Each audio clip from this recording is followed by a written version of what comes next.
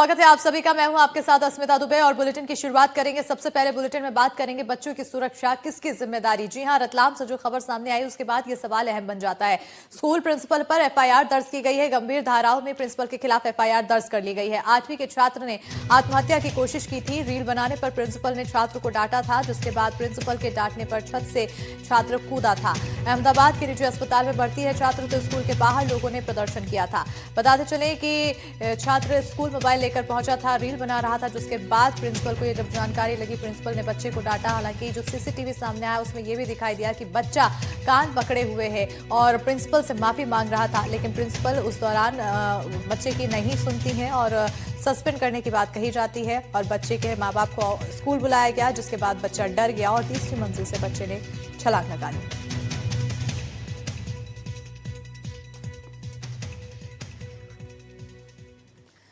तो रतलाम में स्कूल में रील बनाने पर प्रिंसिपल की डांट से डरकर एक 8वीं का छात्र तीसरी मंजिल से कूद गया, तो प्रिंसिपल ने बच्चे के पिता को स्कूल बुलाया था।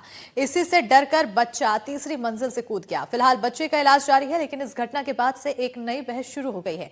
क्या छात्र की गलती पर स्कूल में उसे डांटा नहीं जा सकता? क्या बच्चों में टीचर्स का इतना डर है कि वो इस तरह का कदम उठा रहे हैं? रिपोर्ट देखिए। 8वीं के छात्र के आत्महत्या के प्रयास मामले में आज दिन भर काफ़ी गहमागहमी बनी रही और अब मामले के अंदर जो है स्कूल की प्रिंसिपल के खिलाफ गंभीर धाराओं में मामला दर्ज कर लिया गया है। और इस वक्त मेरे साथ रतलाम सीएसपी सत्येंद्र घुंघुरिया साहब। सर, क्या मामला दर्ज किया है? देखिए, जैसा कि जो है पुलिस ने जो है जांच की है, जांच उपरांत जो है जुवेनाइल जस्टिस एक्ट में जो है धारा पंजीबद्ध किया गया है, अपराध पंजीबद्ध किया गया है और जो है इसमें जो है जांच करते हुए अग्रिम वैधानिक कार्रवाई की जाएगी। तो क्या चीज़ों पे जांच हुई है, क्या तथ्य सामने आए थे जिनको चलते? संपूर्ण तथ्यों पर पुलिस ने जो है वो जांच की है, जिसमें सभी के कथन लिए गए, सभी एंगलों से पुलिस ने जो है इसमें जांच की है। इसके उपरांत जो है पुलिस ने जो है जुवेनाइल जस्टिस एक्ट में जो है अपराध पंजीबद्ध किया है। प्रिंसिपल के खिलाफ?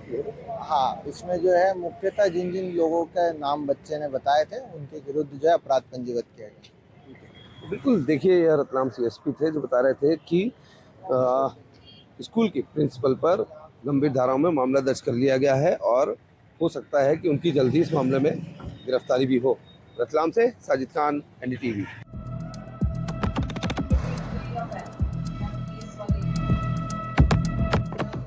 कान पकड़कर बार बार माफी मांगता ये वही छात्र है जिसने स्कूल की तीसरी मंजिल से छलांग लगा दी थी। छात्र ने 1, 2, 3 नहीं बल्कि 50 बार माफी मांगी, लेकिन मैडम का गुस्सा 7वें आसमान पर था। No. Ma'am, please, sorry. No, please. We don't want. Ma'am, please. No, because the lifeguards will see made and all. But how the parents are giving means separate mobile is having. Yeah, that's all it. Done. Sorry. I don't want your sorries at all. You just crying. You just get lost. Ma'am, please, sorry, ma'am. Ma'am, please, Make him sorry. sit here only, ma'am. Call the Sorry, parents. ma'am, please. Stand him back. Ma'am, And we please, can provide a suspension letter. We don't Ma'am, want please, sorry, ma'am. this type of children in the No, school. ma'am, sorry. Ma'am, please. No way. No, ma'am, please, sorry. Ma'am, please, sorry, ma'am, please. Ma'am, please. But it should be to your parents' knowledge that you are doing such kind of thing. Ma'am, please, sorry. Ratlam के Bodhi international school में 8वीं में पढ़ने वाले इस छात्र ने school में रील बनाकर सोशल मीडिया पर अपलोड की थी। प्रिंसिपल की फटकार और पिता को स्कूल बुलाने से डरकर इस छात्र ने स्कूल की तीसरी मंजिल से छलांग लगा दी। जिस वक्त छात्र ने यह आत्मघाती कदम उठाया उस वक्त उसके पिता स्कूल में ही मौजूद थे। हालांकि पिता ने स्कूल प्रबंधन पर छात्र को प्रताड़ित करने का आरोप लगाया है। मुझे बुलाया गया तो मुझे बोला गया कि आप बेटी आपको बुलाया जाता है, तो मैं बाहर बैठा और उसके बाद अंदर से आवाज आई, जहाँ पर वो गिरा वहां से एकदम जोर से आवाज आई। तब हम उसको देखने के लिए मैं खुद बाहर निकला कि बाहर हुआ क्या है। अब वहाँ पता चला कि तो मेरा ही बेटा पड़ा हुआ है। उसको उठाया, स्कूल का स्टाफ भी साथ में कहा, उठा के मुझे तो पता ही नहीं चला। मैं अपने किसी गाड़ी उठाई, मैं लेके गया हॉस्पिटल, वहाँ ले जाके उसको दिखाया।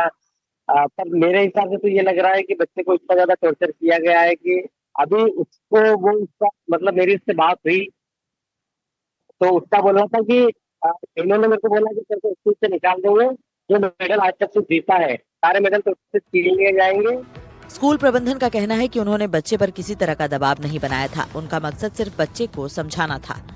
सर मैं इतना ही कहूँगी, पूरे सबूत आपके सामने, पूरे वीडियो वाले के सब कुछ आपके सामने है। और लास्ट में बस एक बात ये कहूँगी कि कोई भी विद्यालय, कोई भी स्कूल बच्चों का भविष्य बनाता है, भविष्य उजाड़ता नहीं है। आप हम लोग के हाथ में अपने बच्चे सौंपते हैं तो हमें संवार के देना है, उनको बिगाड़ के नहीं देना है। थैंक्स।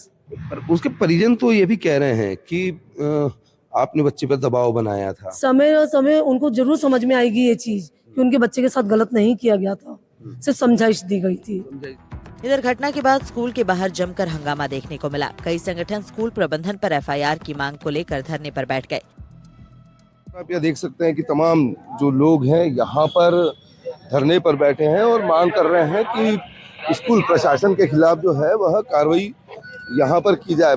पुलिस प्रशासन भी यहाँ पर मौजूद है, तमाम अधिकारी यहाँ पर मौजूद हैं और मौके पर पहुंचे रतलाम सीएसपी और जिला शिक्षा अधिकारी ने इस मामले में कार्रवाई का आश्वासन दिया।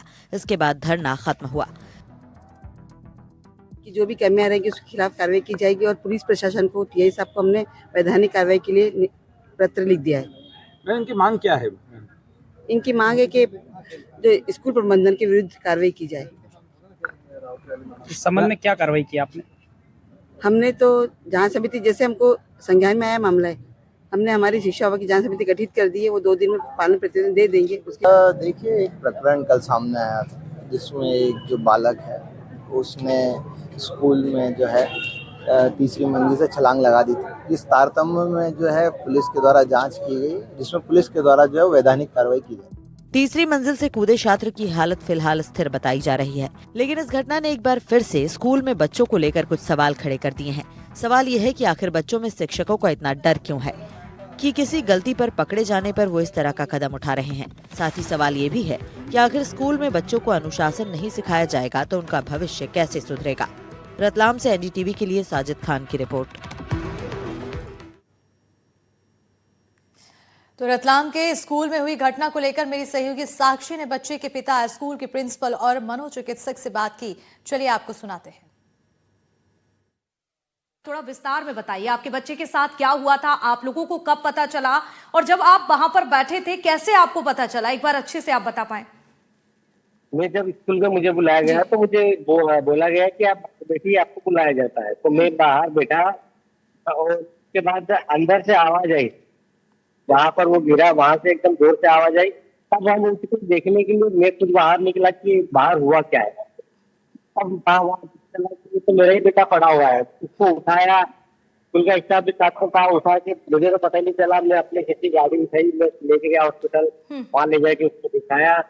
पर मेरे हिसाब से तो ये लग रहा है कि बच्चे को इतना ज्यादा टॉर्चर किया गया है कि अभी उसको वो उसका मतलब मेरी उससे बात हुई जी, तो उसका बोल रहा था कि इन्होंने मेरे को बोला कि तेरे को स्कूल से निकाल देंगे, जो मेडल आज तक तू जीता है सारे मेडल तो उससे छीन लिए जाएंगे और मेरे को स्कूल से बाहर निकाल दिया जाएगा, किसी भी स्कूल में तो पढ़ नहीं पाएगा और तो अगर ज्यादा कुछ बोला तो को जेल भिजवा देंगे, तेरे को किसी स्कूल में पढ़ने नहीं दिया जाएगा और कोई जो तेरा इवेंट वगैरह अभी आ रहा है वो है तो तेरे को कोई स्पोर्ट्स में कहीं पर हम भेजने नहीं देंगे, कहीं पे भी नहीं जाने देंगे, सब तेरा करियर खत्म है। और आज 6 तारीख को इसका रिजर्वेशन हो चुका है विशाखापट्टनम जाने के लिए, नेशनल खेलने जाना है उसको। कल्याणी जी, आपसे समझना चाहूंगी, आप मनोचिकित्सक हैं, आप कैसे देखते हैं कि उस समय बच्चे की किस तरह से स्थिति होती है, क्या उसके मन में आता है?